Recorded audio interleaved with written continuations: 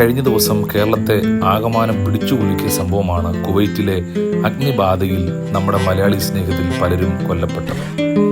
അവരുടെ ശവശരീരങ്ങൾ പെട്ടിയിലടക്കം ചെയ്ത് കൊച്ചി എയർപോർട്ടിൽ അടുക്കി വെച്ചിരുന്ന കണ്ടപ്പം ഏതൊരു മനുഷ്യൻ്റെയും ഹൃദയം തകർന്നുപോയി. നമ്മളെപ്പോലെ മാംസമുള്ള മാതാപിതാക്കളും സഹോദരങ്ങളും കുഞ്ഞുങ്ങളുമൊക്കെയുള്ള സ്നേഹിതരാണ് ഈ ലോകത്തിൽ നിന്ന് പൊടുന്നനവെ മാറ്റപ്പെട്ടത്. ഒരുപക്ഷെ നമുക്ക് നിയന്ത്രിക്കാൻ കഴിയുന്നതിനേക്കാളും വലിയ ദുഃഖമായിരുന്നു ആ കുടുംബങ്ങളിലെല്ലാം തന്നെ. എൻ്റെ ഉള്ളിലേക്ക് വന്ന ചിന്ത ഇതാണ്: ഇന്നല്ലെങ്കിൽ നാളെ നമുക്ക് അവരെ നിത്യതയിൽ കാണാമെന്നുള്ള പ്രതീക്ഷയും പ്രത്യാശയും ഒക്കെ നിൽക്കുമ്പോൾ തന്നെ ഒരു തിരിച്ചറിവ് എപ്പോഴും നമുക്കുണ്ടാകണം. മരണവും നാമും തമ്മിലുള്ള ദൂരം വളരെ അടുത്താണ്. ഒരു കൈയുടെ ദൂരം പോലും മരണവുമായിട്ട് നമുക്കില്ല. അത്രയ്ക്ക് അടുത്ത് മരണമുണ്ട്. ചെറിയ അശ്രദ്ധകൾ പോലും നമ്മെ മരണത്തിലേക്ക് നയിക്കാം. ചെറിയ അശ്രദ്ധകൾ പോലും നമ്മളെ അപകടത്തിലേക്ക് നയിക്കാം. നാം കൂടുതൽ ശ്രദ്ധാലുക്കളാകണം. കാരണം പ്രതിയോഗിയായ പിശാച് ആരെ വിഴുങ്ങേണ്ടു എന്ന് തിരഞ്ഞു ചുറ്റി നടക്കുക. ദൈവമായിട്ടുള്ള ബന്ധത്തിൽ നമ്മെ ഇല്ലാതാക്കാൻ, ആത്മീകമായ മരണം നമുക്കുണ്ടാകാൻ, ശാരീരികമായ മരണം ഉണ്ടാകാനൊക്കെ പിശാച് നോക്കുക. എന്നാൽ അതിൻ്റെ മധ്യത്തിൽ നമുക്ക് കൂടുതൽ ശ്രദ്ധാലുക്കളാകാൻ കഴിയുന്നെങ്കിൽ ഒത്തിരി നന്നായിരുന്നു.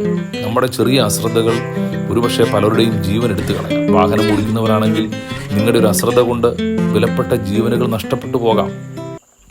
അതുകൊണ്ട് തന്നെ നമുക്ക് കൂടുതൽ ശ്രദ്ധാലുക്കളാകാൻ ദൈവം നമ്മളെ പഠിപ്പിക്കുന്ന പാഠങ്ങളാണ് ഇതെല്ലാം തന്നെ.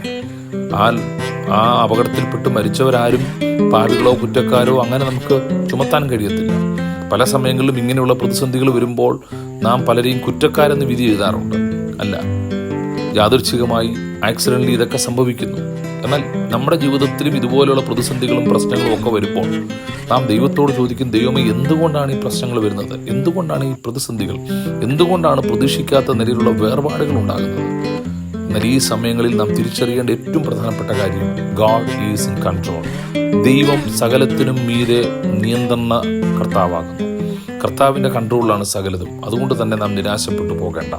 ദൈവം അറിയാതെയല്ല നമ്മുടെ ജീവിതത്തിൽ സംഭവിച്ചത്. ഈ ഒരു പ്രതിസന്ധി ഘട്ടത്തിലും ദൈവത്തിന് നമ്മെക്കുറിച്ചൊരു പദ്ധതിയുണ്ട്. നമുക്ക് നമ്മുടെ ലൈഫിനെ കുറിച്ച് ദൈവത്തിനൊരു പ്ലാനുണ്ട്. അതുകൊണ്ട് തന്നെ നമുക്ക് കൂടുതൽ പ്രത്യാശയോടെ മുൻപോട്ട് പോകാം. അതിനേക്കാളും ഉപരിയായി ഓരോ ദിവസവും നമ്മുടെ പ്രാണപ്രിയനായ കർത്താവിനോട് നാം അടുത്തു എന്നുള്ള ബോധ്യം നമുക്കുണ്ടാകട്ടെ. ഇന്നല്ലെങ്കിൽ നാളെ നമ്മളെ മരണം പിടിക്കാം. എന്നാൽ നമുക്ക് ലഭിച്ചിരിക്കുന്ന ആയുസ് ഏറ്റവും നന്നായിട്ട് വിനിയോഗിപ്പാൻ 90-ാം സങ്കീർത്തനത്തിൽ മോശ പറയുന്നത് പോലെ ഞങ്ങളുടെ നാളുകളെ എണ്ണുവാൻ ഞങ്ങളെ പഠിപ്പിക്കണമേ. ഇന്നത്തെ ദിവസം നമുക്ക് ദൈവം തന്നിട്ടുണ്ട്. നാളെ നമുക്കുണ്ടോ എന്നറിയത്തില്ല. എന്നാൽ ലഭിക്കുന്ന ആയുസ് ഏറ്റവും ബെസ്റ്റായിട്ട് ഉപയോഗിക്കാൻ, ഏറ്റവും മാക്സിമൈസ് ചെയ്യാൻ, നമ്മുടെ കഴിവും നമ്മുടെ താലന്തും നമ്മുടെ ആഗ്രഹങ്ങളും കർത്താവിന് വേണ്ടി ചെയ്യാനുള്ള അവസരങ്ങളും നഷ്ടപ്പെടുത്താതെ ഏറ്റവും ബെസ്റ്റായിട്ട് ഉപയോഗിക്കാൻ കഴിയട്ടെ. പരാതികളും പരിഭവവും പിണക്കവും മാറ്റാം. മദ്യപാനവും ലഹരിക്കടിമത്തവും ഒക്കെ മാറ്റിയിട്ട് കുടുംബത്തെ സ്നേഹിക്കാം, ഭാര്യയെ സ്നേഹിക്കാം, ഭർത്താവിനെ സ്നേഹിക്കാം, കുഞ്ഞുങ്ങളെ കരുതാം. ഈ ഒരു ചെറിയ ജീവിതത്തിൽ പെട്ടെന്ന് നമുക്ക് ചെയ്യാനുള്ളതൊക്കെ ചെയ്തു തീർക്കാം.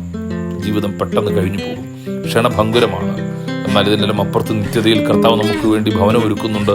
ആ പ്രതീക്ഷ എല്ലാ സമയത്തും നമുക്കുണ്ടാകട്ടെ. ഈ പകലത്തെ നമ്മുടെ ചിന്ത ഇതാണ്: കർത്താവിന് വേണ്ടി എന്താണ് എനിക്ക് ചെയ്യാൻ കഴിയുന്നത്? ദൈവരാജ്യത്തിന് വേണ്ടി എന്താണ് എനിക്ക് ചെയ്യാൻ കഴിയുന്നത്? എൻ്റെ ജീവിതത്തിൽ എന്ത് തിരുത്തലുകളാണ് വരുത്താൻ കഴിയുന്നത്? അതെ, ഒരു ദിവസം കൂടെ ദൈവം തന്നിരിക്കുമ്പോൾ പ്രത്യാശയോടെ, പ്രതീക്ഷയോടെ നമുക്ക് ചുവടുകൾ വയ്ക്കാം. നാളുകൾ പ്രതീക്ഷയുടേതായി തീരട്ടെ, പ്രത്യാശയുടേതായി തീരട്ടെ. അതിനായി ദൈവം നമ്മെ സഹായിക്കട്ടെ. God bless you.